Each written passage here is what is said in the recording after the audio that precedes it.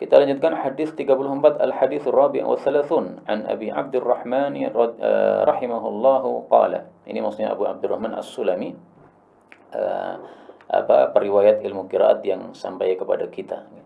Allamana Ibnu Mas'udin an naqra'a fil qunut Allahumma inna nasta'inuka wa nastaghfiruka wa nu'minu bika wa nuthni 'alaika al-khair wa la nakfuruka wa nakhla'u wa natruku man yafjuruk. Nah, ini mestinya wala nakfur koma ya, karena ini sudah satu kalimat. Wa nakhla'u wa natruku man yafjuruk. Allahumma iyyaka na'budu wa laka nusalli wa nasjud wa ilaika nas'a wa nahfid wa narju rahmataka wa nakhsha 'adzabak inna 'adzabakal jidda bil kuffari mulhiq.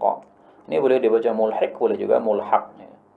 Kalau sering mendengar qiraahnya Imam Sudais ya, Imam Masjidil Haram, itu biasanya beliau membacanya mulhiq nih, tapi dibaca mulhaq juga enggak ada masalah, sebagaimana riwayat Imam At-Tabarani di dalam kitab Ad-Du'a. Rawahu Ibnu Abi Syaibah wa bawwaba alaihi biqaulihi fi qunutil witri minad du'a. Hadis ini merupakan asar sahabat ya, jadi bukan hadis Nabi sallallahu alaihi wasallam. Dan hadis ini menunjukkan bahwasanya qunut witir itu bacaannya tidak harus seperti yang sudah diajarkan Nabi sallallahu alaihi wasallam. Memang Nabi mengajarkan Allahumma hdini fi man hadait. Tetapi apakah itu harus ataukah boleh doa yang lain?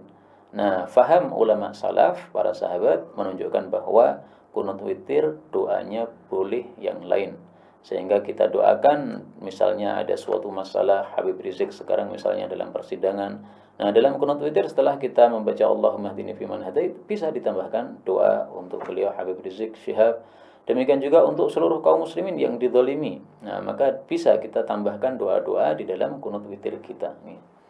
Karena itulah di sini Ibnu Mas'ud mengajarkan doa qunut witir yang tidak diajarkan Nabi sallallahu alaihi wasallam.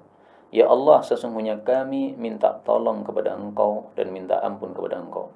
Kami beriman kepada Engkau dan kami memuji kepada Engkau kebaikan. Dan kami tidak kafir kepada Engkau.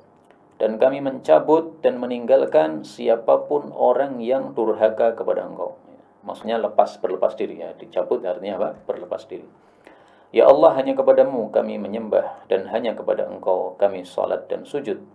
Wa ilaika nas'a, dan hanya kepadamu kami berjalan cepat. Wa nahfidu, dan kami bersungguh-sungguh di dalam beramal.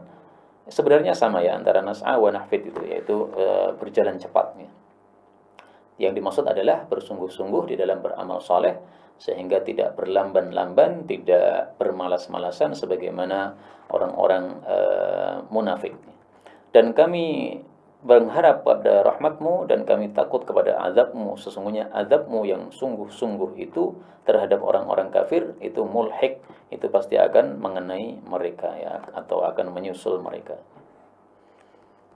Hadis berikutnya al-haditsul khamis wa thalathun, hadis 35, an Aisyah radhiyallahu anha qalat kana an-nabiy sallallahu alaihi wasallam idza dakhala al-'ashru shadda mi'zarahu wa ahya lailahu wa iqadha ahlahu, muttafaqun alaih. Rasul sallallahu alaihi wasallam biasanya apabila telah masuk 10 hari, maksudnya 10 hari terakhir Ramadan, beliau mengencangkan sarungnya, menghidupkan malamnya, membangunkan istrinya. Hadis muttafaqun alaih. Hadis ini menunjukkan dua hal. Pertama, disunnahkannya sungguh-sungguh ibadah pada 10 hari akhir bulan Ramadan, sebagaimana dicontohkan oleh Rasulullah sallallahu alaihi wasallam. Yang kedua, menunjukkan bahwasanya Lailatul Qadar itu berada pada 10 hari terakhir Ramadan. Dan itulah rahasianya kenapa Rasul sallallahu alaihi wasallam bersungguh-sungguh lebih dahsyat pada 10 akhir Ramadan ini. Kenapa? Karena disitulah Lailatul Qadar. Memang ada banyak pendapat tentang Lailatul Qadar, ada 40 pendapat. Yang paling bagus adalah pendapat yang mengatakan bahwa Lailatul Qadar itu hanya ada pada Ramadan, dan itu tempatnya pada 10 akhir Ramadan, bisa pada malam genap, bisa pada malam ganjil, karena berpindah-pindah dari satu tahun ke tahun berikutnya. Itu pendapat yang paling masyhur dan paling kuat insyaallah ta'ala. Kata-kata syadda mi'zarah, mengencangkan sarungnya, ini satu ungkapan orang Arab yang bermakna sungguh-sungguh. Tetapi ada dua tafsiran dari para ulama. Ada yang mengartikan itu maksudnya adalah syadda mi'zarahu, betul-betul mengikat sarungnya. Artinya sarungnya diikat, tidak dilepas, alias tidak melakukan hubungan intim dengan istri beliau. Kenapa? Ya karena supaya fokus untuk ibadah kepada Allah Subhanahu wa taala. Makna yang kedua, bahwa itu bukan betul-betul mengikat sarungnya. Ya, sarungnya tidak diikat nggak ada masalah. Artinya mungkin tidak memakai sarung, ya pakai gamis misalnya, tetapi maksudnya adalah sungguh-sungguh ibadah. Ya, menyingsingkan lengan baju itu tidak harus lengan bajunya betul-betul disingsingkan, ya, tapi maksudnya adalah sungguh-sungguh dalam ibadah. Ahya lailahu, yang dimaksud menghidupkan malamnya, ini menurut para ulama adalah menghidupkan mayoritas dari malam tersebut. Jadi bukan betul-betul seluruh malamnya hidup tanpa tidur. Tetap ada tidurnya, sebagaimana perkataan Aisyah bahwa dia tidak pernah melihat Rasul Shallallahu Alaihi Wasallam begadang semalam suntuk sama sekali. Nah, sehingga bagian mata pada 10 akhir Ramadan ini tetap harus diberikan. Meskipun hanya setengah jam, 1 jam tidurnya. Yang penting kita masih memberikan hak kepada mata kita, sehingga nanti pada subuh, pada pagi harinya kita masih bisa bekerja sebagaimana biasanya.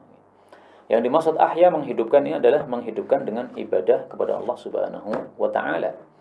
Sehingga bebas yang kita lakukan apa, mau salat tahajud itu juga ibadah, mau baca Quran itu juga ibadah, mau zikir wirid itu juga ibadah. Yang dimaksud ayqadha ahlah, membangunkan istri-istri beliau, maksudnya membangunkan lebih awal daripada biasanya. Kalau biasanya beliau membangunkannya itu misalnya pada sepertiga malam terakhir, maka ini khusus pada 10 akhir Ramadan ini membangunkannya, yaitu ya mungkin seperti beliau sendiri, ya ketika mereka tidur, baru tidur sebentar sudah dibangunkan supaya sungguh-sungguh ibadah. Ini semuanya adalah termasuk dalam bentuk ta'awanu 'alal birri wat taqwa. Kita niatkan mulai hari ini bahwa kita akan melakukan seperti yang dilakukan oleh Rasulullah sallallahu alaihi wasallam. Dan saya teringat satu riwayat Imam Bukhari tentang kehidupan Abu Hurairah radhiyallahu taala anhu.